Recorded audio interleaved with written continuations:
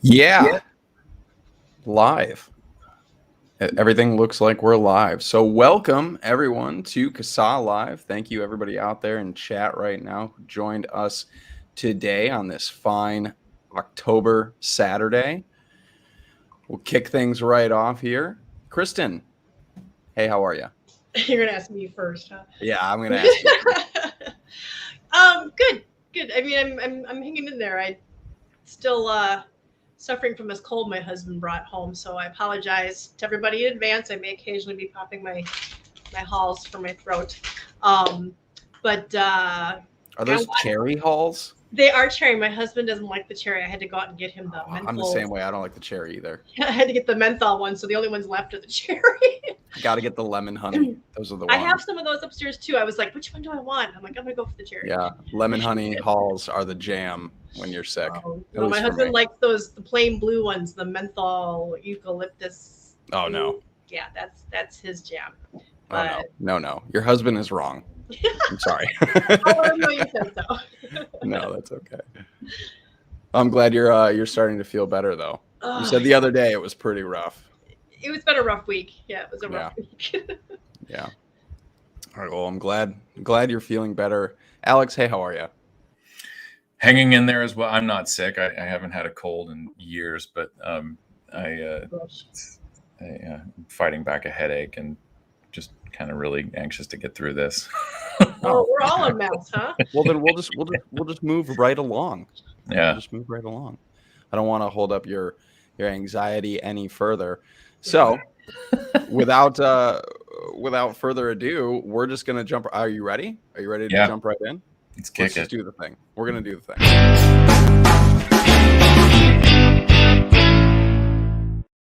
All right, moving swiftly along into the legislative rundown. Alex, what do you have for us this week? What is all the stuff that we need to know? What is happening now? So I'm gonna navigate, of course, to the thing. We are still encouraging people to reach out to their federal lawmakers and urge them to not impose this excessive tax on safer nicotine products.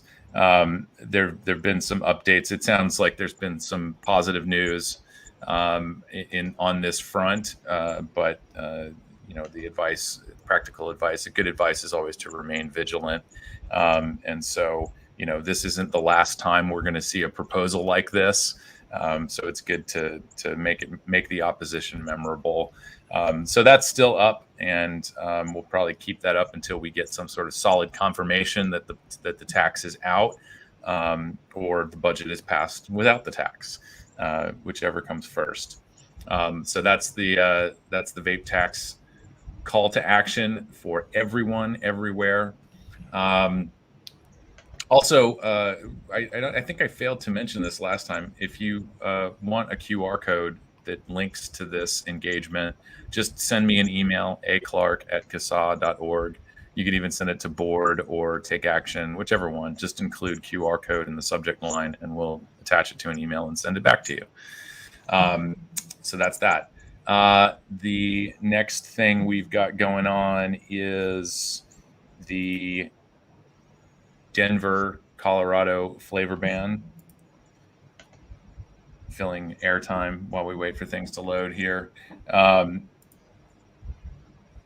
We updated this. Did I do this yesterday or Thursday? It doesn't matter. They're all really the same day. So there was a meeting this week on the 6th, and following 2 hours of debate and testimony from the public, they postponed the vote until Wednesday, October 27th. So this is still very much an active engagement, and people living in Denver, Colorado, please take the time to reach out to your council members. This is a committee vote that's coming up on the 27th, so there's more to come from Denver in deciding whether or not to do this. And now is a great time to make contact with your lawmakers. So that's Denver. Denver is updated. Michigan. Let's get to Michigan. And good news out of Michigan. but take it with a grain of salt. The Michigan Department of Health and Human Services has withdrawn their flavor ban rule. So this will not be going before the Joint Committee on Administrative Rules, or JCAR for short. JCAR. And obviously the meeting was supposed to happen this past week. I did update this. Yeah. Okay. So it's in the little update box over here. Also up in here. Sorry for those of you listening without the of benefit of the video. Here and over here. It's in the click for latest updates and history section. And also when you go to our engagement to get some information on here, you can read the rule if you like. And we also provide talking points, very brief talking points for putting together your testimony and letters to lawmakers and so on, because you're going to need this later. So keep all of these, tips and tricks in mind, because the word on the street is that this will be moving to a fight in the legislature. There are, I believe, if I remember correctly, something like 21 session days left in this year. But that, it's not likely that something would be introduced. I'm not sure what the rules are in Michigan in terms of introducing a new law or reintroducing, or even, I'm not sure where the current lead pack of bills is in the process off the top of my head. So this could either be something that, they start pushing those tie-barred bills. There's like 5 or 6 bills that are all linked together. If one of them fails, the whole package fails. And we also have an engagement up for that, which I don't think we have. It's not inactive, but I don't want to keep your powder dry. I don't want to send people out there and we don't really need it right now. But if you do want to check it out, the descriptions of the tie-barred legislation are all in the Stop a Vapor Tax engagement for Michigan. And this is, I don't know if it's going to be identical to this, but this is likely what we'll be facing in 2022. And to answer Adrian Mason's question, wasn't Michigan the first that banned flavors in 2019? I believe they were the first to attempt it. I don't know that I don't think Michigan was successful, or Governor Whitmer was not successful in banning flavors, because they ran up. It was the same kind of scenario where you're passing, and it's an executive order essentially. But I can't remember exactly what happened. Michigan did take flavors off the shelf. It was a governor's emergency order, whatever, and that expired, if I remember correctly. Right. And then the health department was going to try to make it permanent, and then I believe that was stopped in court. Where's Mark when you need him? I think you're right. Everything is getting jumbled in my head with what. Michigan went through a whole lot with this. And one thing I do remember about Michigan's flavor ban, though, is it was like one of the most severe, punishment wise. Michigan was the state that tried to enact something around if even possession was worthy of jail time. Was that Michigan? That's Massachusetts. Another M. That was Massachusetts. Okay, Massachusetts. M states, So basically, this last one was the health department trying to do that, making that rule permanent again, and they kind of came up against some of the legislature or something. We're not sure what happened, but they got withdrawn. But it doesn't sound like any kind of flavor bans in any of that other stuff that's all tax stuff, right? I don't remember anything about flavor ban in that, but it's still a tax, and it's a significant tax. It's an 18% wholesale, I think. Yeah. So again, this is it's suspected, but not necessarily likely, that this identical legislation will be reintroduced. I think the addition of a flavor ban is what we're expecting.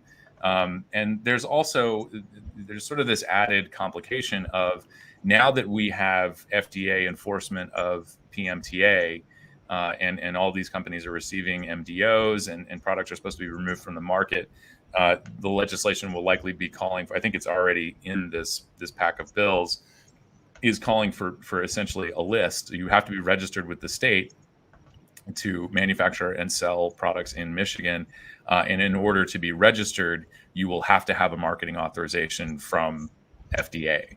And so this will wipe out anybody who doesn't have marketing authorization, which is everybody right now. So I thought it was either or. I thought you had to have either application pending or authorization. I thought that's the way I read it, but I could be wrong. I could swear that's the way I read it. But yeah, there are either way, it's bad. There are some places where that language has made it into statute, but not all of them are doing. New York, for example, does not defer to FDA for so that provisional authorization, and so other places may, but it's kind of a sticky wicket because we do expect states to pick up the slack in enforcement, where FDA is just physically not capable of doing it. And this really all just sort of goes back to FDA. So, whatever. That's a discussion for another position, I'm sure. But that's all of that to say, the tie-barred pack of legislation is going to be a threat again. Not likely for the rest of this year, but certainly, or most likely at the beginning of 2022. So if you want to research, if you want to look into all of that, it's all up on our website under the Michigan calls to action. And check it out, get informed, and get ready because we're going to need you. I did just drop the link to the Michigan page in the chat. Fantastic. But yeah, just make sure that, like I said, like we said in our tweets and our social media, make sure you're following us on social media, join your state Facebook group in Michigan if you're not in the Michigan group, and make sure you're signed up for CASAA so you get the alerts when this comes back up again. It's because it's probably going to rear its ugly head. So, moving right along, stuff that is on my to-do list coming out on Tuesday, probably. Washington County, Oregon has, as predicted, as warned, changed their ordinance from flavors being allowed for sale in adult-only access establishments to just an all-out flavor ban. So that has evolved in the way that we were warned it might, and I'll be putting out an engagement for that.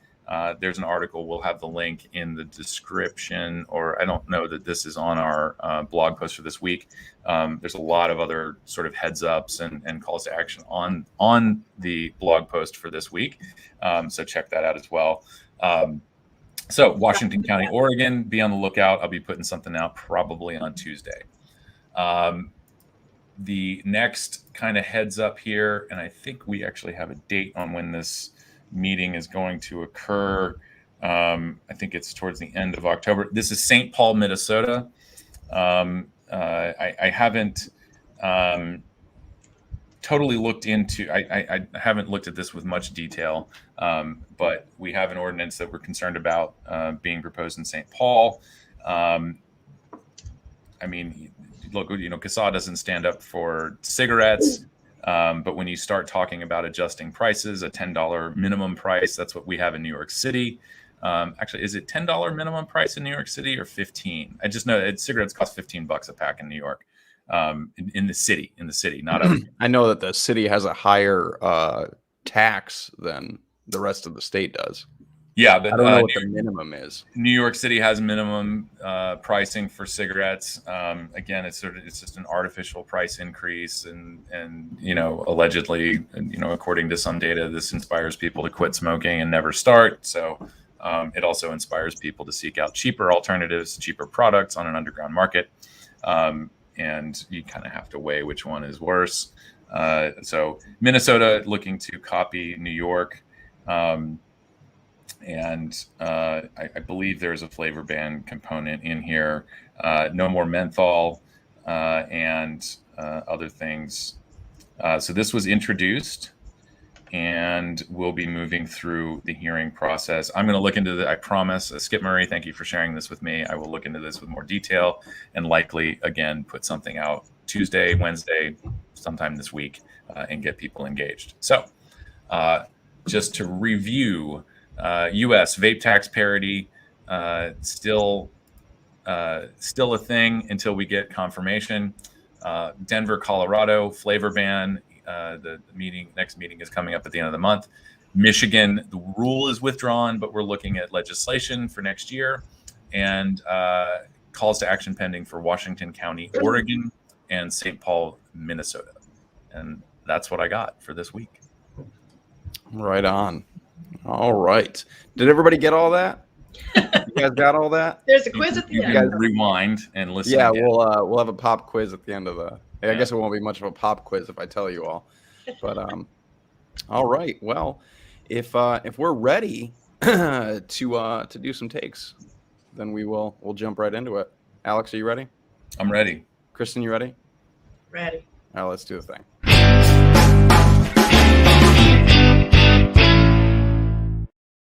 Kristin was kind enough to inform me of the order that we're going in prior to the show, and I've already forgotten. I made an executive decision. I think I go somewhere in the middle, and somebody else goes first. I think I volunteered to go first. I volunteered to go first. Ooh, you volunteered to go first. Okay. Don't ask me why. Maybe to get it over with, and hopefully I won't have. I think if I haven't talked too much, hopefully I'll be able to get through without having a coughing fit. So, so my take this week is on Dr. Brad Radu's recent blog post talking about the young adult vaping and smoking rates. And this, I was like so happy to see him do this, because this is an argument that I've been making for so long of why is it, if there's this huge, epidemic of teens becoming lifelong addicts, nicotine addicts, why are we not seeing that translate into young adult smokers, when they graduate from high school and now they're 18 and 19 and up to 24. But we had to kind of wait for a while. I mean, he does make some arguments in here, excuse me, based on the, and I got to pull it up so I can read it better. He says, of course he goes in and read this article. If you guys are not following Dr. Radu on Twitter and reading his blog, you really should. It's radutobaccotruth.blogspot.com. The link is in our newsletter to this latest one, but really go read his stuff. He's been a harm reduction advocate longer than some of you guys have been out of diapers. So, but what he was doing here was he showed this. He was saying that look at what's going on in, if you see here, the 18 to 24 years age groups, and 2020 you're seeing 7.1, and that was about, what were we at that year? 20 for past 30 day, 20% in high school, I want to say. Was it last year 20%? I don't remember now. Yes. He even says yeah, it don't right put me on the spot with previous he says it right below. High school vaping was 20% in 2020, but 9.4% among young adults. Now the problem with that is those young adults were in high school pre-vaping epidemic. So that's what they could use. It's like, well, we have to wait till all these kids at the height of the epidemic get out of high school and see what happens to them. Are they going to be smoking by that point? Are they still going to be vaping? And what he points out here is that not only are they not becoming, lifelong smoking addicts or nicotine addicts or whatever people want to call it, they're not even vaping as much as they did in high school. So, pardon me. And he does talk about how high school vaping rates are hyperinflated compared to other surveys, because in this survey with young adults, they look at every day who vape or smoke every day or on some days, whereas with the high school one, they're using at least one puff in the past 30 days. So I'm going to keep this short, because if I talk for any amount of time, my throat starts going goo-goo on me. So I highly recommend recommend you read this article. It's got some really good evidence of the fact that this idea that vaping flavors, Juul, vape shops, whoever's fault it's supposed to be, is creating this whole generation of nicotine addicts and future smokers. It's not coming up in the numbers because everybody who, if you figure Juul came on the market, because I'm not trying to pick on Juul, just that that's what they do is they pick on Juul. So if you're thinking 2015, well, all the kids who were 13 through 19 in 2015, years old in 2015 when Juul came on the market, were in high school and stuff through the height of the vaping epidemic. So now in 2020, they are 18 to 23 or 24. So they're in that young adult group now. The group that we finally had enough years, and that seems to be the story of vaping. We have to wait for enough years to go by to prove all the crap that the ants were saying is wrong. And we're finally getting into that point, and we're that kind of the very beginning of it. But because they might want to point to like 2018 or 2019 as being the height, and 2015 was just the beginning. But think about all those kids in 2015 and stuff who were already in high school. So it's just the numbers aren't adding up.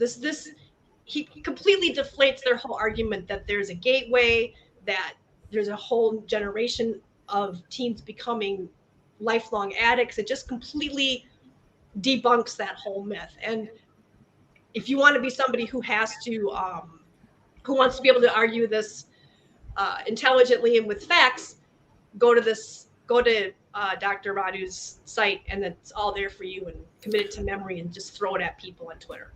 I also just really love that line that he has in bold right here. If America's public health leaders abandoned their war on vaping and instead adopted their British counterparts' practice, acknowledging that it's vastly safer, these smokers might walk away from the fire.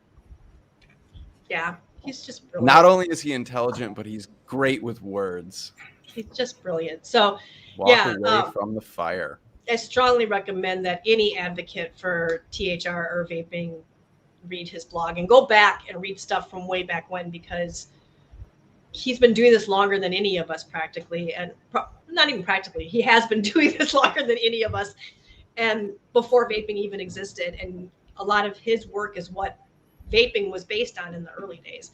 And you can learn a lot of stuff about all these tactics that you think, oh, why are these guys doing this? Why do they hate us? They just don't understand, or we just need to explain. And he'll show you, you read his stuff on what they did with smokeless tobacco and stuff like that, and you'll see this is nothing new. They honed their craft long before vaping even came out. So strongly recommend you guys read that. And with that, I'm going to take a halt and moving on to Logan. Ooh, my turn. Okay. My take's going to be pretty short and sweet this week. This comes from Jim, who is not only a writer for Vaping 360, but also on the board here at CASAA. So thank you, Jim.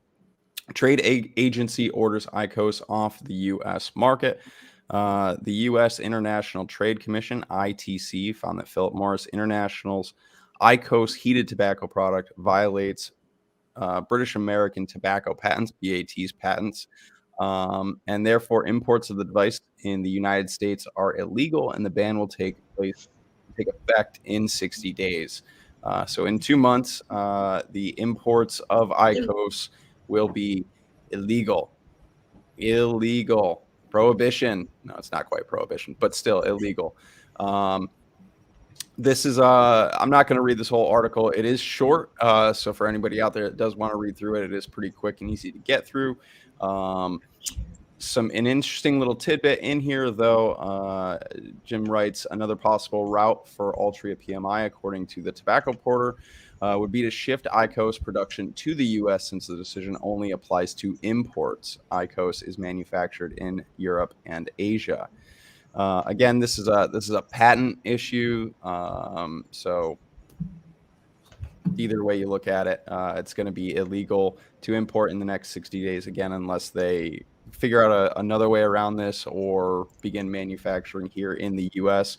IQOS is currently only available in Georgia, North Carolina, South Carolina, and Virginia. And yeah, really, at the end of the day, this is just another.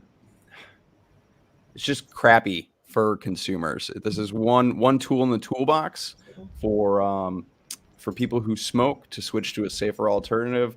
Whether you're a fan of heat not burn products or not, it is it's not great to see it leave. I guess it's one more tool in the toolbox for people to use that now they will no longer have access to. So I don't really have much of a take other than and really just kind of reporting that and that it sucks. That's my take, really. It really surprised me that they're only selling in 4 states. Yeah, I think it was a slow rollout because they do like the marketing kind of trial. Like this started in Atlanta, in Georgia, just to see how it would do, and then they kind of slowly expand from there. But yeah, that's it for IQOS right now, and we'll see where it goes from there. Alex, I did just want to share before the this is the 30th right here for Altria, for actually MO, that's Altria's stock ticker. So here's market open on the 30th for Altria, but it's not an isolated thing. I think if you look at the broader market, here's the open on the 30th for the market. This is the S&P 500. So right. It's not an isolated thing necessarily.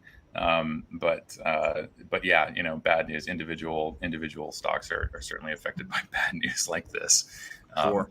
So yeah, but one of the articles that I shared with our blog this last week was, and pardon for me for talking with a cough drop in my mouth, was that they were saying that Altria was probably going to be, was it Altria that was going to be the winner in the whole vape wars thing, because as they are banning all the other stuff, they're going to be fine, essentially. You know what I mean? Like, let me see if I can. It's their IQOS kind of being the winner of. Yeah. Wait, let me see if I can find it now. Well, I mean, think about Altria's, different stakes in all of it. Altria has, they're diversified. It's they're not just making money off of sales of Juul, which they don't own Juul. They own 35% stake, right. And they've certainly installed some of their executives to get things under control. And anybody, I'm not living under any illusion that Altria isn't eventually going to own all of Juul. It's very probable at this point, unless of course PMTAs are denied and maybe they'll just bail and be done with it. But yeah, I think the sentiment there is, and this has been the criticism of the regulations all along, is that or which is one of many criticisms, that cigarette companies always have their original product to fall back on. They can finance their PMTAs by continuing to sell cigarettes. The independent vapor industry doesn't have that luxury. Well, maybe it's not best to describe it as a luxury, but I think Altria also owns other things. So as a company, they're going to be fine. I just found the article. I forgot what it was, but the exact quote was this guy was telling investors that the nicotine tax would make non-cigarette products less attractive than cigarettes. Right. Yeah. So Altria would be the winner because that was an interesting article. That also is on our blog too. Yeah. And what it looks like though is if Altria does shift to manufacturing in the U.S., they could basically just pick right up where they left off because they've already gone through PMTA and MRTP. Yeah. Now there was a question. Can you see that, Alex? If you want to. Now that the IQOS will be banned, do you think Big Tobacco will take more interest in their PMTA? Whose PMTA is my question. Yeah, that's Juul's? Big Tobacco is painting with a broad brush. I mean, those PMTAs are there, and Juul is in, Views is in, Views is Reynolds. Essentially, the message that we all got was that FDA is prioritizing PMTAs for companies, the top 4 or 5 companies based on market share, and so those are the people getting the most attention and the most thorough review. But we'll get into this a little bit later, of course, with Turning Point Brands, not much confidence that the review is actually thorough. Right. You know, FDA doing a little bit of backpedaling. yeah. But yeah, that is my take this week on the IQOS. Hopefully something changes there, and we see the IQOS back in the U.S. market, or potentially other heat not burn products here in the U.S. market, because really in the U.S. that's it. As far as heat not burn goes, Reynolds, I believe it's Reynolds, right, has Glow, but that's not here. That's Yeah. Is it Reynolds, or is that that's- BAT that has Glow? that's BAT, and That's and BAT, yeah, yeah. so And they have Glow, and that's Europe what and this Asia. whole thing was about, was, you know, Right. that PMI, whatever, you know, infringed on the Reynolds patent of, I Right. believe, Glow.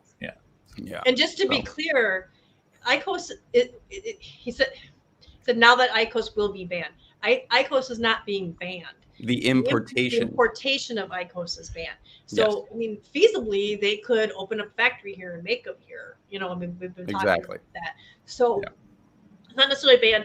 And if they can settle their whole patent thing, they'll be able to start selling it again. So, or importing. They'd be able to import it again if they settle the so it's not really lawsuits over the patents. Yeah, it's not really what you. I mean, it's kind of a temporary de facto ban.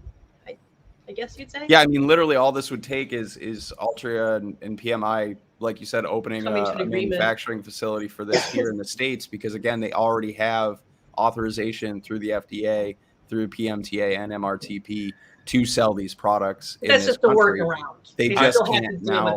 Well, going into effect in 60 days, they won't be able to import these products into the U.S. But that doesn't solve their patent issue. I'm gonna pee on this fire to put it out, because I think there's just some commentary here that I've been sort of stewing on overnight, which is, you know, we can call it a ban, we can call it whatever. This is business as usual. There's nothing special about this. This is one company vying for market share over another one. The problem that, as I think BAT sees it, is, of course, you know, I can't tell you whether or not IQOS infringes on their patents or not. I just don't know. But it's, you know, certainly any company needs to come up to the plate and defend their intellectual property. That is just business. I don't care if you're making cupcakes or heat not burn products. You need to defend your brand. And this is, I think, sort of the downside of the environment where there's upsides and downsides to this being sort of a free market thing. And this is an example of the downside. So now you have millions of people who are being denied access to a product that was actually approved to be marketed. Authorized for marketing in the United States because it met the appropriate for the protection of public health standard. It has even received a modified risk order, which is specifically modified exposure. And there are millions of people who smoke right now who absolutely deserve access to IQOS. And in my, like, you know, unpolished masses, unwashed masses, you know, man on the street kind of reaction is, if Reynolds wants to get in on the game, then bring your product to market. I understand that there are significant hurdles to this. We are all painfully aware of that. But you're a massive tobacco company. Do the things that bring your product to market if you want to capture the market share. Are you talking about BAT? Yeah, I mean, okay. which would be through Reynolds, I believe. So that's the thing that's really frustrating about it. I understand that companies need to profit off of the products that they sell. I get that. You need to defend your intellectual property. I absolutely get that. But the larger story here is help clean up the mess that your companies created by deceiving the public and misleading health professionals and health officials for decades. It seems to me that I'm going to use the term wrong, but a good faith measure here would be to suspend the business as usual practices and just start pumping out smoke-free products. Start promoting the safer alternative. That's what we want. That's what we need. And everything else takes second priority, or it should. And I'm 100% positive that there's a lawyer out there for Reynolds who can dress me down and tell me, look, kid, you don't know the first thing about making a buck. And, if we don't make our money off of this, then we can't produce the products and we can't do all the good that we want to do. Fine. But I just, there's part of me that really looks at this whole case and sees a really bad look for everybody. I mean, it in a way supports the narrative that this is all about profits over public health. That if Reynolds can't get in with Glow, then nobody can. Nobody can have the heat not burn technology. So I'm willing to accept that I'm completely wrong about that, but it is a frustration. Well, I'm just trying to so just to clarify, what you're saying is Reynolds or whoever it is that makes Glow, or is it BAT or who? I think BAT manufacturer, and then Reynolds. And they're the ones who sued. Reynolds is in the United States. BAT is the rest of Europe, Asia. Right. And but they're a subsidiary of BAT, right? Reynolds is. And BAT sued Altria over using something from their patent in the IQOS, correct? So what you're saying is BAT should just suck it up and just let them do it just for the greater good? I mean, is that essentially what you're, I'm not saying I disagree with you. I'm just saying, is that essentially what you're saying? I think you can boil it down to that, yes. Okay. Which I get is kind of a naive way to look at it, but this isn't the cigarette wars. We're done with that, or we should be done with that. My question is, if they wanted to sell it here so bad, why haven't they? I don't know what the holdup is. It's like, why do they sit on that patent and let Reynolds or not let Altria get it out ahead of them? So I mean, it's like, I don't know, you snooze, you lose. Is that the idea, though? Is that the idea, to rein them in, and then the next phase is to move through the pathways to bring that to the market here, their own product? Is that we're going to remove you and then move in? Is that? I don't know. That's kind of where I think it's going, but I don't want to speculate because I'm terrible at it. I'm always wrong. Yeah, I mean, that's kind of it's me putting on the tinfoil hat and getting conspiratorial about it and calling this business as usual. I mean, again, I cannot begrudge a company for protecting their intellectual property. Arguably, we should have seen things from companies like M&M Mars, other food and candy companies that should have stepped in sooner and gone after even the little guys for appropriating their branding and putting it on e-liquid. Several of us have seen companies appropriating IP that is, as far as we know, has most likely been focus grouped and tested on young people. It is literally marketing candy.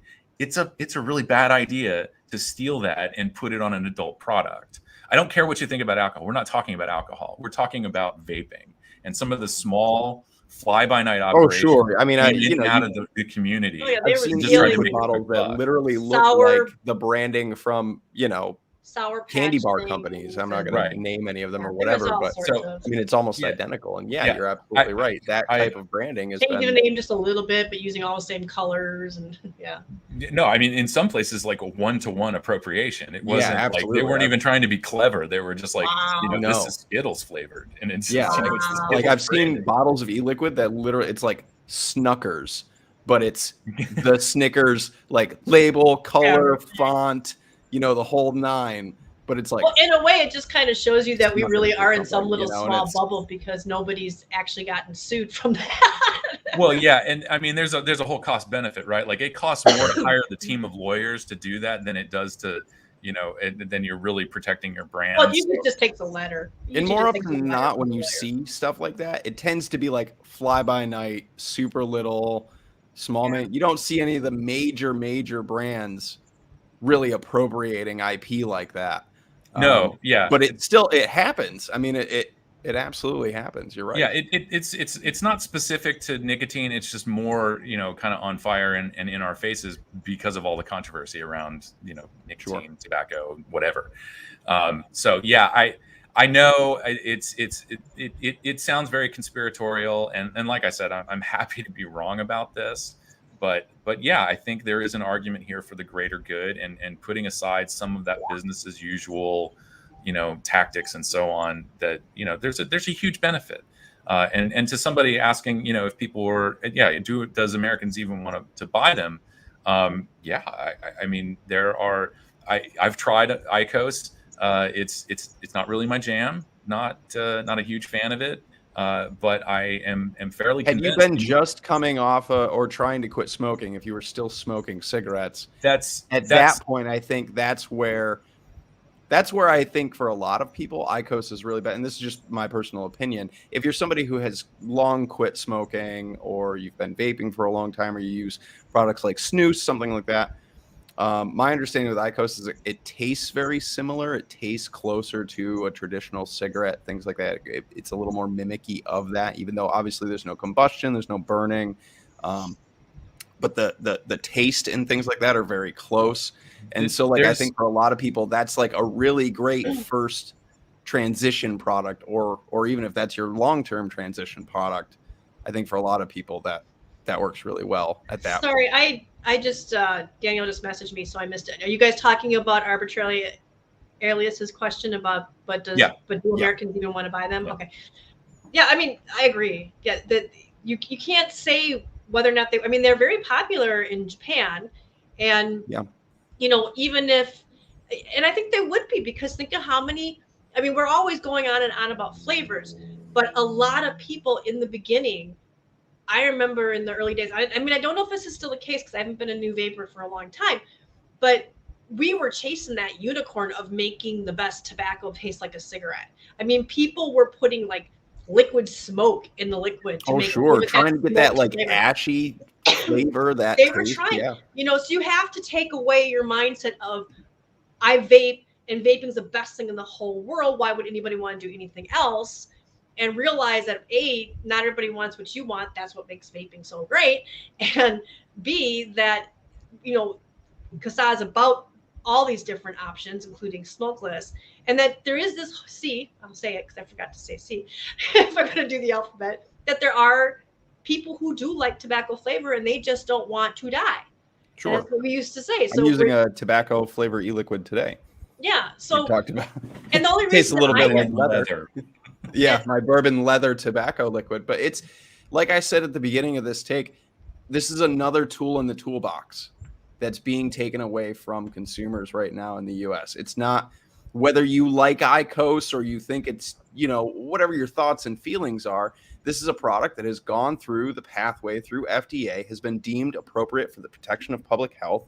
It's a safer product for people who smoke, and those people are losing access to this product. It's another tool in the toolbox that is being taken away, and that's a shame. At the end of the day, that's the biggest thing, is that this is like Alex said, we're talking about the greater good and things like that for people who smoke.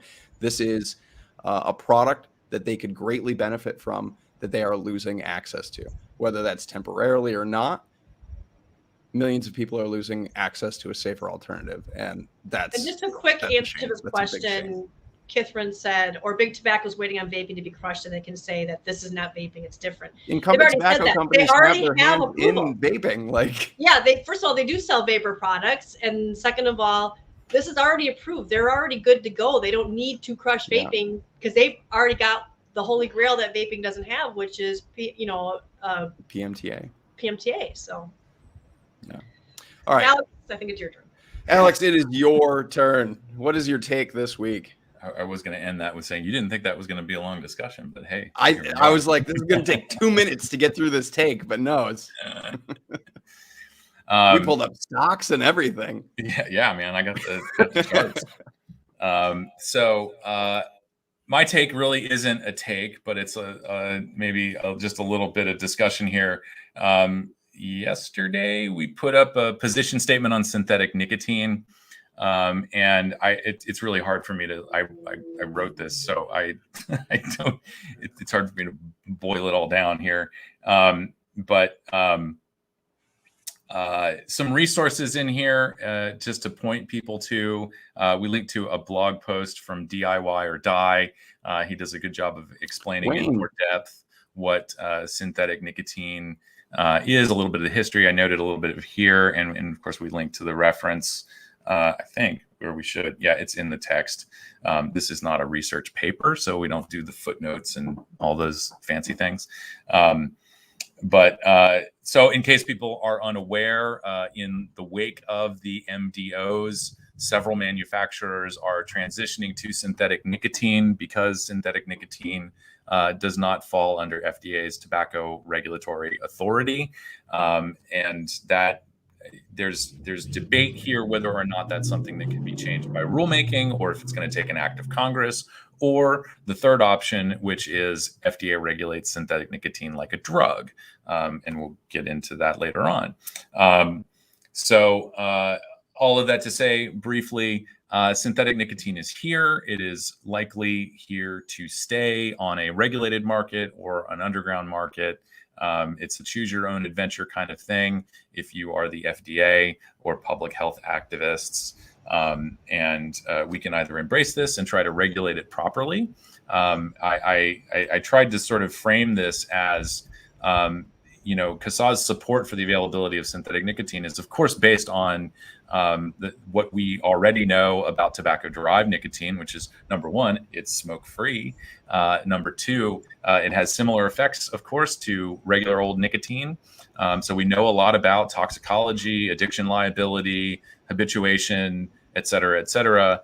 I'm not going to pretend that we know everything about synthetic nicotine. Certainly, as with just about everything in the world and the universe, and in particularly the ocean, more research is always welcomed. I love the little ocean. There's a tie in there somewhere. I know, I love that. Particularly the ocean. You're just now you're like, what? Wait, now I want to hear more. I was watching something on YouTube about like innovations in shipbuilding the other night, and like they had this one thing that flips up like this, and it becomes this like stationary research platform, and they can launch all their stuff. And it's just, like, we don't know really what's down there. Like, we as humans have not developed the technology. We just, we're now developing the technology to go to the very, very depths of the ocean. So we don't really know. It's just we haven't seen it. So in that case, and as in all cases, more research is needed. That's not a determination as to whether or not we should use the product. It's just an obvious statement. Anybody can make that observation. I'd like to know more. Thank you. We drink coffee all the time, but guess what? There are people still researching coffee. So salty today. Put that in your pipe. You don't have to smoke it. Just put it in your pipe. Put it in your pipe and leave it there. Sit with it. Be with it. Be still with it. So really, spoiler alert. If you're not, if you were intending to read this, maybe cover your ears and go la la la. But the conclusion here for us is it really is predicated on the observation and I think verifiably the fact that FDA and state and local governments are proving incapable of regulating nicotine in a way that is appropriate for the protection of public health, which is evidenced by the fact that manufacturers are switching to synthetic nicotine. If the regulations were appropriate, if they were proportionate to risk, then it would be a much more clear. If you just had a clear and defined pathway to market for manufacturers, that the improvements would be massive. And of course, we would like to see regulations such that demonstrably safer products have sort of an easier path to market. The PMTA was designed to keep new cigarettes off the market, but unfortunately, it has created whether it is an unintended consequence or by design, it is effectively a bottleneck for bringing safer products to market. So synthetic nicotine is simply a natural reaction to overbearing regulation that does not serve the public. And you will see us speaking up in the weeks and months and years to come advocating against folding synthetic nicotine into existing tobacco regulations, of course, with the exception of common sense things like don't sell it to people under 21 or don't sell it to people under 18. And certainly don't give it out stick free. It in soda or in alcoholic drinks. Don't make water. Oh God, no. Yeah. And don't do all the stupid things. And please don't appropriate anybody's IP and don't hand them out at kids' parties. Nobody does that, but just to state the obvious. So yeah, give it a gander and look forward to us, doing our thing. And yeah, the synthetic actually falls under pharma. There are people that have been making that argument since 2018 that FDA should regulate it as a drug. And I, what I agree with is that is the most likely scenario, in that FDA could do that, I think, rather quickly. And that's some of the arguments I think that have been presented to FDA, that this is sort of the most obvious solution. Regulating as a tobacco product, no real benefit to consumers on either end of the spectrum here. But I think both of those options are available to them, the pharma route being probably the more available, the most common sense thing that may or may not take an act of Congress to fix. But of course, just to say it again, I think our position on this is that this is another opportunity to get nicotine regulations right. And that's the path that we should take. So, and we put this out as something that people, it's a tool for advocates. I don't know if somebody actually requested this or not, but just to have something out there that says that somebody does support this. And I mean, you explained out how this came about. Well, no, it's sort of the natural progression of things. We need to put these things out so that our members and anybody who stumbles across our website, understands that there is a consumer issue here. This is not this isn't corporations versus public health. This is what are consumers actually demanding, and that's part of what I've written in our position here, which is, we're not being duped into buying these products. No one's being tricked into buying these things. We are demanding them. We are the ones supporting the smoke-free nicotine industry, and so it's not. You can't lay this squarely at companies, trying to circumvent the law. That's sort of part of it. But what necessitates that is the overbearing regulation. And these are companies that want to continue serving their customers so that their customers don't go back to smoking cigarettes. And so that's, I think, getting that out there and stating that clearly is very important. And it's for both sides. People in public health are going to have their arguments. It's probably going to be the same old, we don't know enough. It's nicotine's addictive. It's ruining a generation of children and so on. And on the company side, you have businesses that are likely going to get market authorizations through FDA for tobacco-derived nicotine. And so they will then turn their efforts into lobbying in ways that police the industry. And so they will be gunning for any manufacturer. They may be gunning for any manufacturer who is producing products of synthetic nicotine. And so I think this is as much as we can muster it up. This is a shot across the bow for everyone, that there is consumer demand here. There are consumer advocates, consumer activists, and just regular old people off the street who quit smoking, who are willing to speak up and defend access to synthetic nicotine. And so this is basically, CASAA is being proactive here and trying to provide this as a tool to our members and to the community at large. So that's what that's there for. Yep. So as we go forward, there'll be probably more refined talking points and obviously pre-written messages that people can use and so on as these things pop up. We've already kind of missed a few opportunities in some of the usual suspect states. I don't have a comprehensive list of that, but I know that we've talked about it before. There are several states that have already used language that folds synthetic nicotine into existing tobacco regulations. Sometimes it's kind of common sense stuff, and other times it's going to go above and beyond and be like flavor bans and all of the horrible regulation that we're trying to stop or repair here. So there you go. All right. That concludes your take this week, sir? That concludes it. All right. Are we ready to dive deeper? Yes. Let's do it.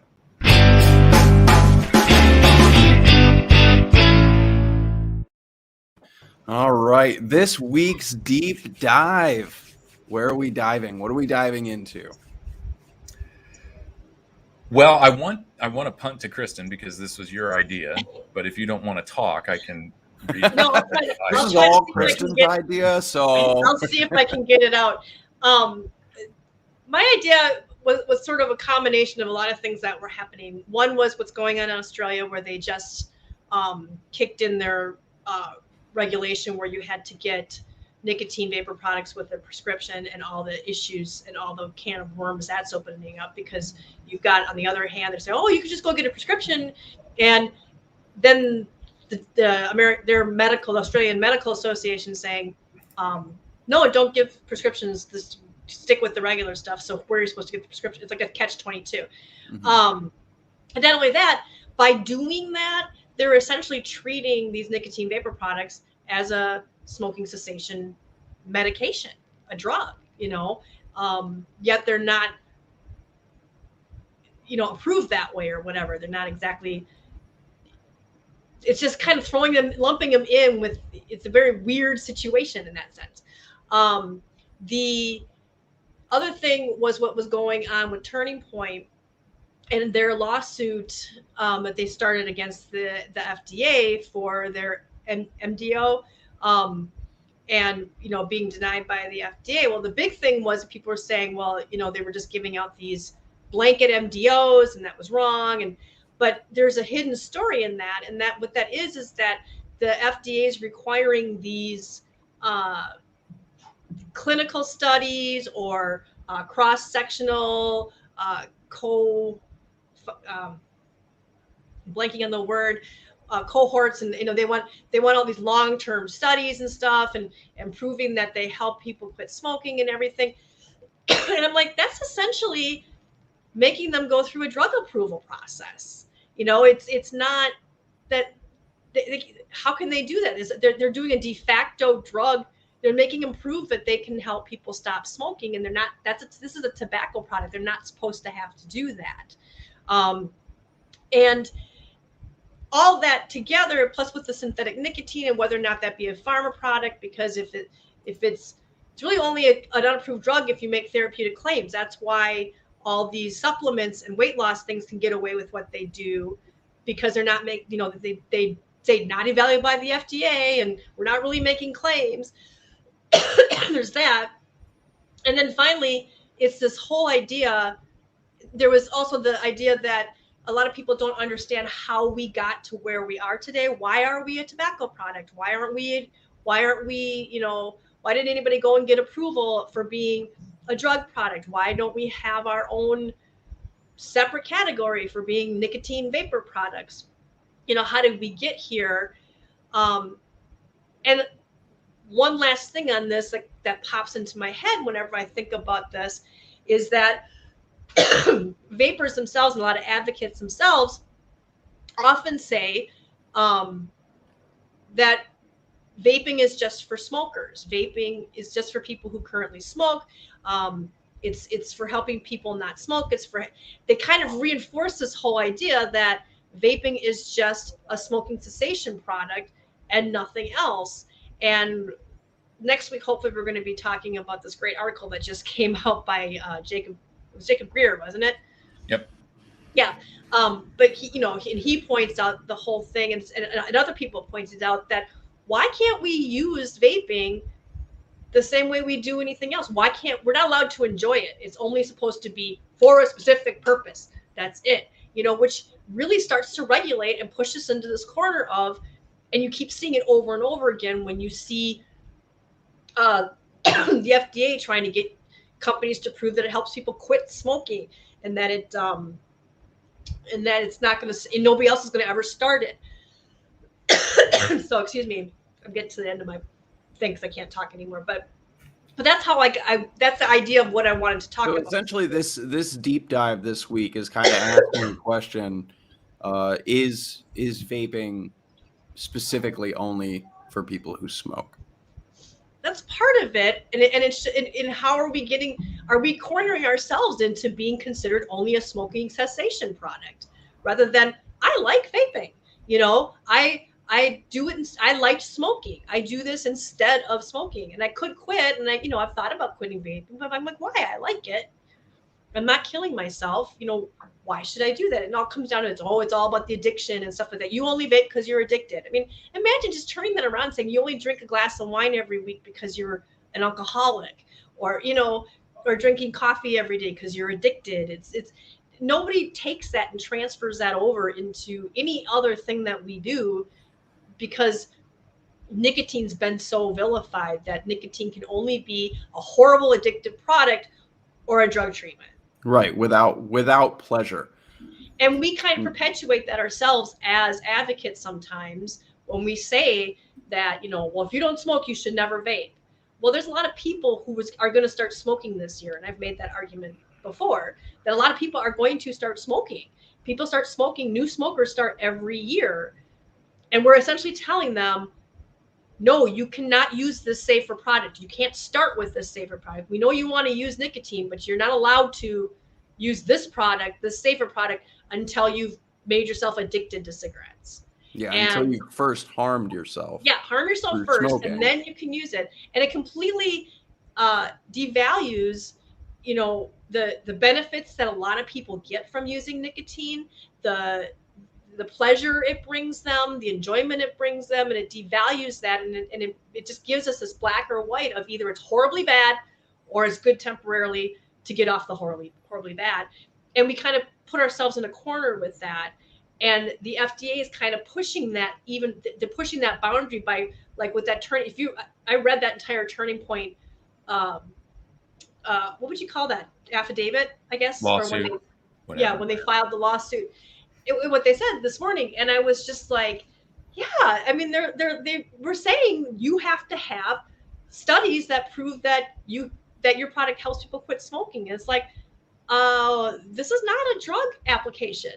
They just have to prove that it's not worse than smoking, essentially, is what it has to be. Not that it helps you. And the FDA used those words in its letters, so I think sometimes that we have to be careful as to how we're doing this, and what we're really fighting for here in some cases is sort of my sort of take on this. And that if we're not careful, we may paint ourselves into a treatment corner, and nobody's going to be allowed. It'd be like saying,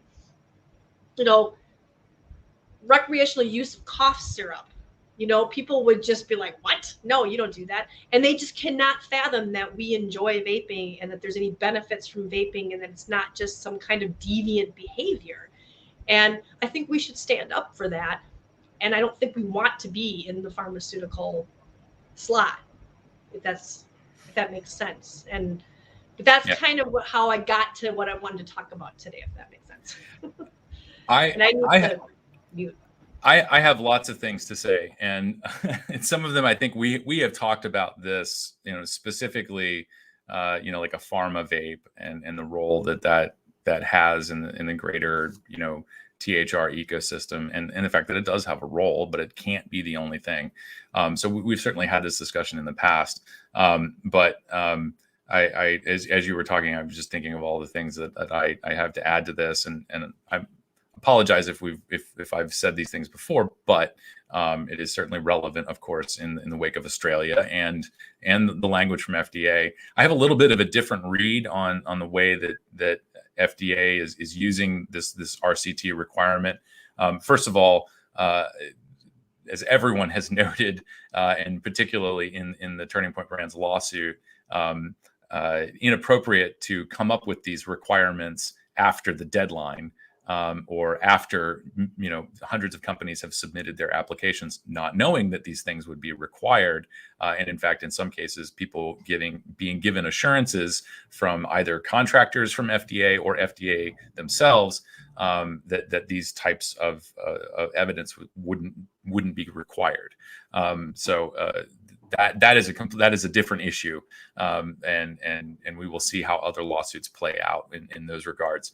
But when I read through kind of FDA's reasoning for why they want these randomized control trials and longitudinal studies, it has a lot to do with they need some evidence to show that the flavored products work better than tobacco flavor, and that by these flavored products working better, you're not putting youth at higher risk of using them. It's to me, there's a lot of moving puzzle pieces there, and I'm confident that there is research that can show that, but I imagine that is very difficult, and of course the expense goes up with the difficulty, so not accessible to everyone.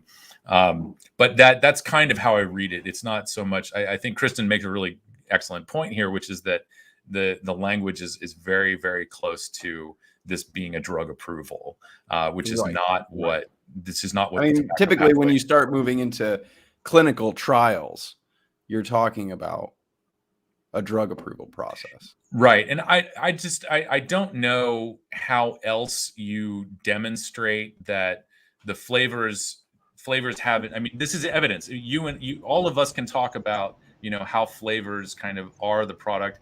I got to take a second here because I have to appease a hungry dog. So he's getting a treat for acting poorly. Yeah, I wish I got treats for acting poorly. I agree that it's a chewy wrap in bacon. It's insane. That's nice. Here, buddy. I agree that, they wanted them to prove that the flavors were more effective than the tobacco flavors. But I understood their argument also as, well, why should we have to do that? If it's effective, it's effective. And they did put in studies or research or some kind of data that showed the fact that those flavors were not attracting kids. So that should be all that matters. They should not have to prove that for adults, flavors are better than tobacco, because if kids aren't even using the flavors, what are you trying to argue? It's a pointless, so they prove that their kids were not using their flavors. So you can't say, okay, well, you prove kids aren't using your flavors. Now prove that flavors are better for adults than non-flavored, when adults aren't the issue. They can't have it both ways. That was part of their argument too, I believe. Yeah, and I think my read on it is it's not one or the other. It's okay. Demonstrate that flavors are sort of a value add for over tobacco flavor, and that young people are not motivated to use these products because of the flavors. That's a ridiculous thing to have to prove. It should be an or. It should be an or. Well, yeah, I think somehow we probably agree. I feel like I have a different read on it. I think I agree. What you're saying is true. But what I'm saying is it should be an or, and the fact that they came up with that after the fact, you're like, and by the way, we want to prove this too. That's kind of the big deal here, is that FDA is pretty obviously pulled a bait and switch on all of these companies. So FDA moving goalposts. Yeah. But that's a whole other topic. I wanted to stick sort of with the whole whether or not vaping should just be for smoking cessation, whether or not we're putting ourselves into a corner as being treated as a drug, and we're almost agreeing every time we say that we're giving ammunition, because like in the Australian one, in that article that I posted in the blog, what stood out to me was the way they were using so much quit. So then they keep comparing it to NRTs, and it's like, this is not an NRT, yet that's the standard we're being held up to. Are we putting ourselves in that corner too? Because in that Australian one, they kept saying, well, it's supposed to help people quit, and if it's use things that help people quit. It's like, but that's not what it's supposed to do. It's not an NRT, and it keeps coming back to that, and we're not emphasizing enough that we're not an NRT. We're an alternative. Yeah, I see what you're saying, and I partially disagree. But and it's I mean, we're just really splitting hairs over words here. I mean, conceptually, vaping literally is NRT. You are using a different nicotine product. It's a true from NRT as opposed to combustion. the other stuff. Right. And it is a true statement that people quit smoking by switching to vaping, just as they quit smoking by switching to NRT. So I'm just kind of splitting hairs on the words here, but it's the method by which people engage with the product. That's, I think, what's at issue here. In Australia, has strictly limited that engagement to through your general practitioner. You must have a prescription. This is a medicine type of product, which is really chopping off vaping at the knees. And to your point, the reason why vaping is successful is because we enjoy it. No one had to pressure any of us into trying these products. Obviously, in the United States, there hasn't been a lick of communication from public health officials saying you should try vaping. The only way that they can come around to, covering their own ass is by saying things like, well, if all of these other things fail, which, by the way, if you're, really strictly adhering to that concept of failing with all other strategies, you have to fail like a dozen times or more. That's the sage advice from our Centers for Disease Control. And before a doctor would feel okay about recommending vaping as an alternative. So yeah, it's how we engage with the product that is really at issue here, and treating it solely like a drug or device is the wrong way to go about it. It's not. Most people are not going to be served by that.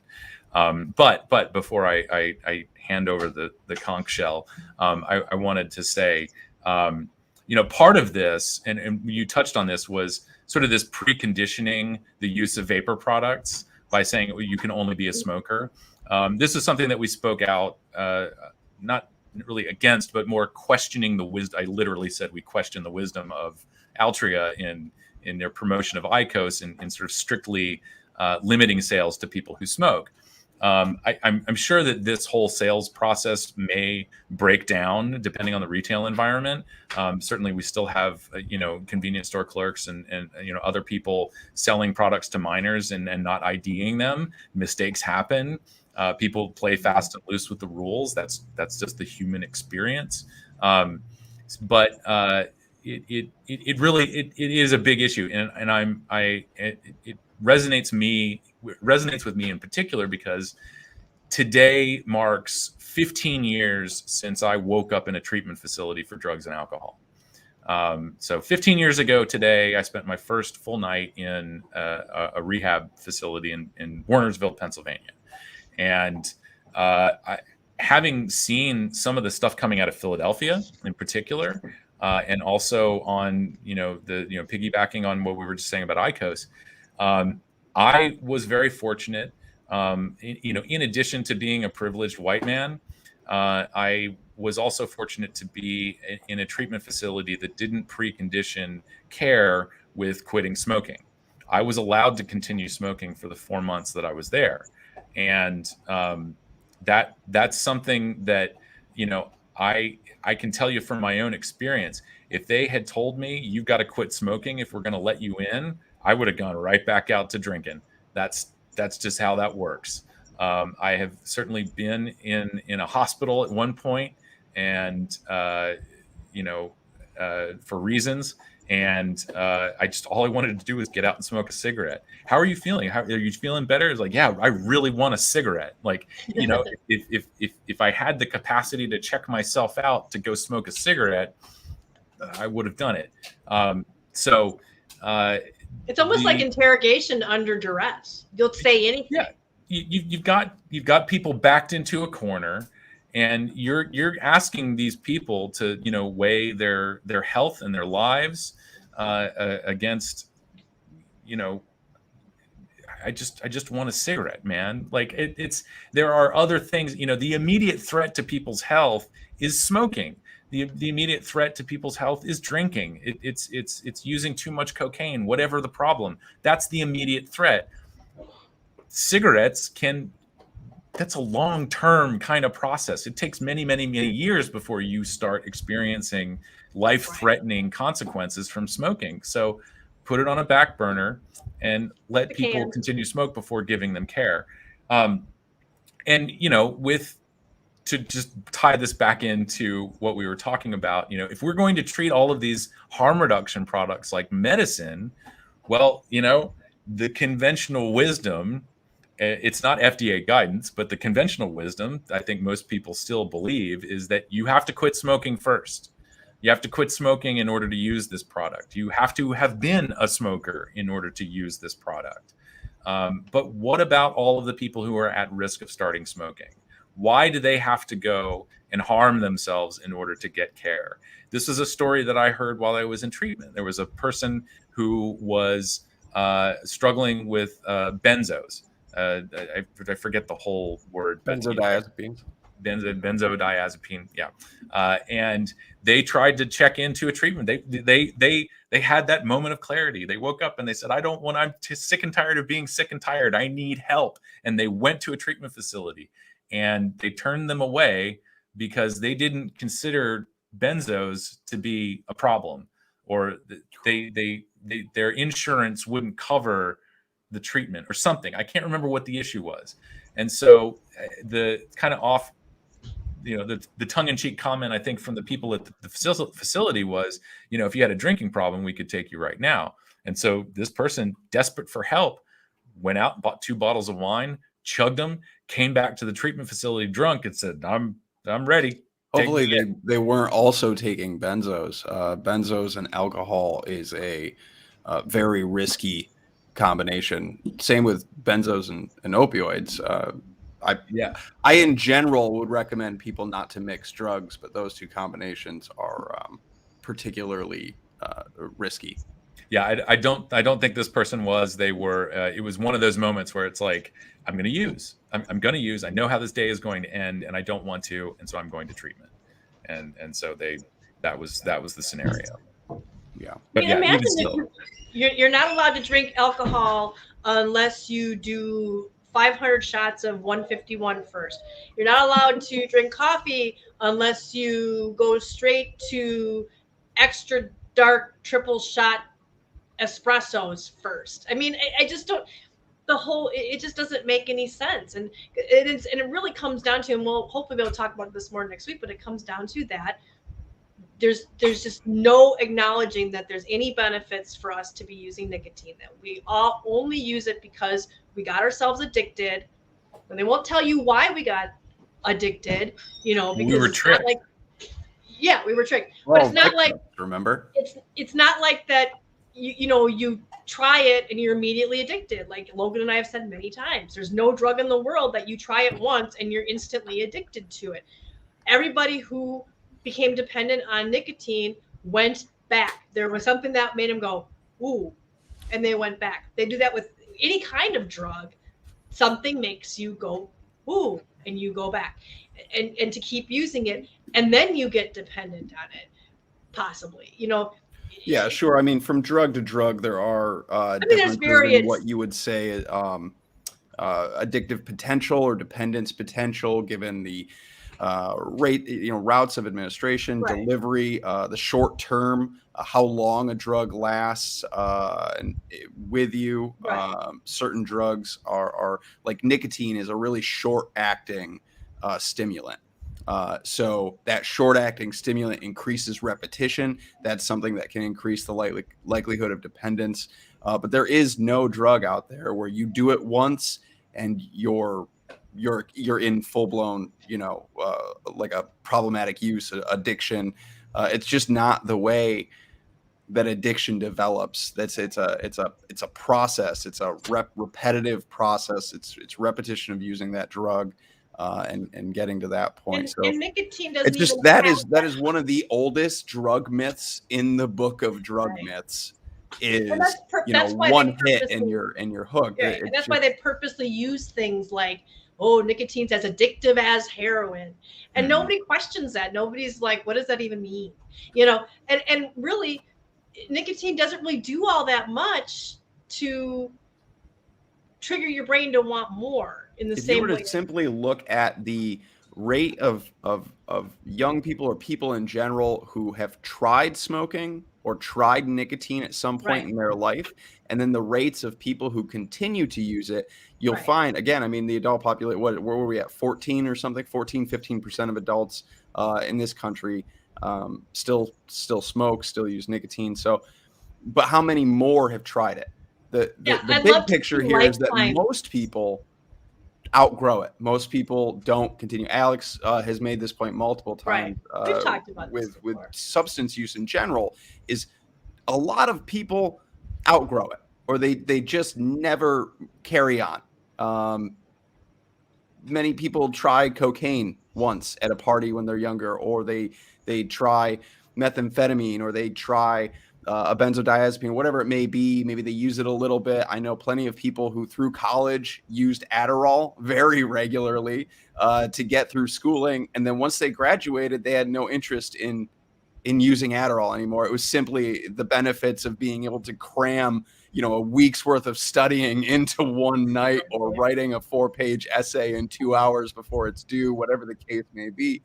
But like with any other drug, there are a lot of people who simply use it for its benefits, and then they move on with their lives. And that's literally the entire story. And we can sensationalize it however we do here in this country, but really that's the reality. The vast majority of people who use drugs do so in a non-problematic way, and an even greater majority of those people don't continue that drug use. It's a very short-term thing. It's whatever it may be, and that's the case with nicotine, just like anything else. There's a lot of people. I knew people that when I was in high school, I would see them occasionally out at what we referred to as Smoker's Corner outside. And now I know them as adults, and they're like, "Oh yeah, I quit smoking like right after I graduated." Right. They just smoked in high school because it was a fad, it was a thing, it was whatever for them to be with their friends to do that, and then It's something like outgrew it. 86% or something of people have. I think it's something that high. I only saw it once a while ago. Is how many who have tried smoking versus how many who become dependent on it. But again, I think the whole point that I wanted to bring this up with was to just point out that they're really trying to pigeonhole us vapors as we're doing something medicinal, that this is only as a treatment. It's only a last resort. It shouldn't really be enjoyed. Do you think that's just because for so long, really until vapor products hit the market and became a tobacco product, became a consumer product, anything that was a nicotine product outside of smokeless or physical leaf tobacco, anything that was a nicotine product that wasn't leaf tobacco was a medication, was a pharma product, was an NRT. Your gums, your patches, your lozenges, your inhalers, your sprays, all of those products, where vaping kind of fell in this weird, this is a leafless, not leaf tobacco nicotine product that is now a tobacco. It's a consumer product. It's not a pharma product. So you think that it's just that mindset of like, well, it's not leaf tobacco, but it's still nicotine, so it has to be pharmaceutical. It has to be medicine. And no, I think that's just an artifact of what the anti-tobacco nicotine zealots have created over the last 30 years. Right. Is that it can only be those two things, that people are only smoke because they're addicted. There's no other benefit for it. And that, I mean, think about it. Caffeine is used as a drug. It's used as a medicine. It's used in things like Tylenol along with acetaminophen. And they're perfectly fine with that. You can drink your coffee and enjoy it as a pleasurable thing, and it can be, a treatment too. So no, I don't buy that. And but I do think that vapors themselves have painted themselves into, or are still painting themselves into this corner by, it's for quitting smoking. I'm quitting smoking. Which you are, but you have to, a lot of people will say quitting smoking, you've only quit if you also quit the nicotine. And I think we have to stand up for ourselves and say, I enjoy the nicotine. It benefits me. I get this benefit from it. And just like people who enjoy their coffee or enjoy their alcohol or whatever else, I have a right to enjoy this and know it, and that we shouldn't just say it's just a treatment for quitting smoking, because there are too many people who are still starting smoking, and we don't want to paint ourselves into that corner. I haven't either. fully fleshed this idea out, but I keep stirring in the idea of, and I know we're approaching 6 o'clock very rapidly right now, Alex. So I'm going to get this thought out really quickly, but I keep coming back to the idea of safe supply when we talk about drugs. And it's kind of like making that argument that the safe supply of drugs is only for people who are currently drug users. And if you're not currently a drug user, then you have to resort to the unpredictable and quite likely tainted drug supply that is out on the illicit market. So if you've already risked your health, you've already possibly harmed yourself in other ways, that now once you've gone through that harm and you've risked your life, now you can have a safe supply of those drugs. And that's where I go, no, personally, I'm not through CASAA now, whatever. Personally, I would prefer to see a regulated, safe supply market for drugs, that anyone who would be interested, or anyone who is determined to go use a drug, has access to a safe supply of it from the get-go, and does not need to go through, an illicit supply where they harm themselves and risk their lives first. That's what I keep going back to in my head this whole conversation. That idea of safe supply should not just be limited to people who have already risked their lives and harmed themselves, that we should just have that legal access to a safe supply. And I think that same idea applies to nicotine here. Again, not just because nicotine is a drug, but you shouldn't have to go through the harms of smoking and those harms to your health in order to have access to a safer product. You should be able to have access to that safer product from the get-go. The prerequisite of harming yourself shouldn't be a thing. Well, here's a good argument. No, you have to smoke marijuana before you can vape it. It's just that idea of like, why do we have to harm ourselves before we can use the safer product? Like, well, that's nonsensical. You're basically saying you have to first harm yourself. We should be a socially acceptable chemical consumer. I mean, that's the way I see it. I think we're all chemical consumers if you really get into what chemicals are. One way or another. I mean, literally everybody is a chemical. Water. We're all chemical consumers. And actually, out of all of them, caffeine and nicotine are the safest ones for people, because they don't impair you. Nobody's getting a ticket because they were swerving all over the road because of their coffee, because of their caffeine, or because of their nicotine. Well, if they dropped the cigarette, but you know what I'm saying, that it doesn't impair you. It doesn't intoxicate you. There's no inebriation. It's very much on par with caffeine, and we need to kind of push that and don't paint ourselves into the corner of being a drug or a treatment. So we as advocates need to stop saying it's only for people who already smoke. It's only for harm reduction, because in a way it's not just harm reduction, because a lot of us enjoy this. And eventually, if smoking no longer exists, it's not reducing harm from anything. It's just something you do, like going to Starbucks and getting your coffee, or going to the bar and getting your drink. And it's not to say like that's the world I want to see. Things where, I mean, even snus or other alternatives, not only are they harm reduction, they're also harm prevention, and they're also just safer alternatives. Period. Like across the board. People didn't start using snus in Sweden because they thought it was helping them. They just preferred it. That was what they did instead of the smoking. So. Yeah, I mean, I see a lot of vape shop owners saying, I want to be put out of business someday because there's no need for me. And I'm like, I don't want you to be put out of business, because I think there's always going to be a need, because people are going to always want their nicotine, So, but you may not just be you're just not going to be a harm reduction anymore. You're just going to be providing a consumer product that people want. So. That was kind of where I was going with all that, but I don't know. I didn't have a solid thought on that. So no, I think they were all solid thoughts. And Logan, thanks for. I think your points are salient and really, I think on a technical level that's pretty much what we're talking about here. That these products exist, these drugs exist, people use them and they enjoy them, and limiting it to therapy is I think missing the point. And potentially even contributing to harm. And so the most important thing is that we have assurances through appropriate regulation that the products we're using are relatively safe, aren't going to kill you instantly. And a lot of this takes a bit of a societal shift, which is, I think, happening at the moment. It's slow, but it's happening in just society acknowledging that there is a percentage of us who enjoy using these drugs and that we can use these things responsibly.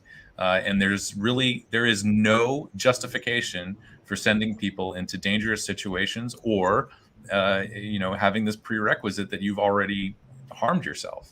And so all of these, I think, are wonderful points. And I offer that in summation so that we can end this segment and I can go feed my hungry, spoiled brat of a dog.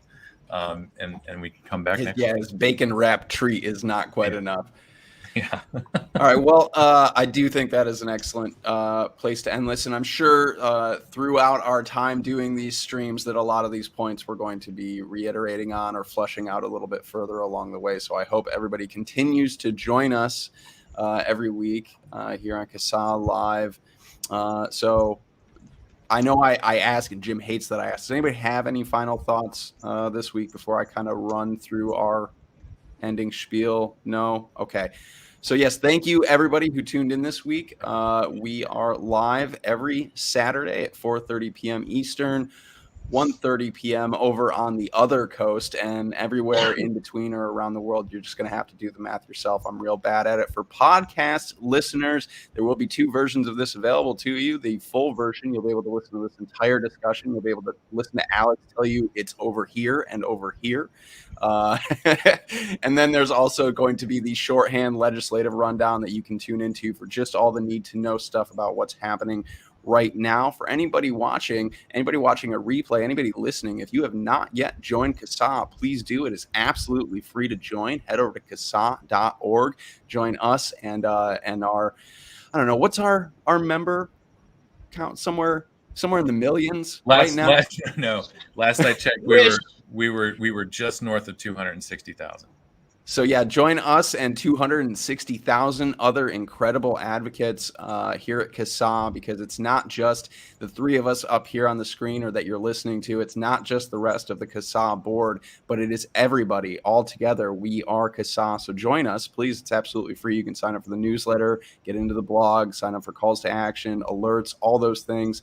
Alex at the top of the hour ran through the legislation for all sorts of stuff, but I just want to reiterate that national call to action. So please get that in if you have not done it yet.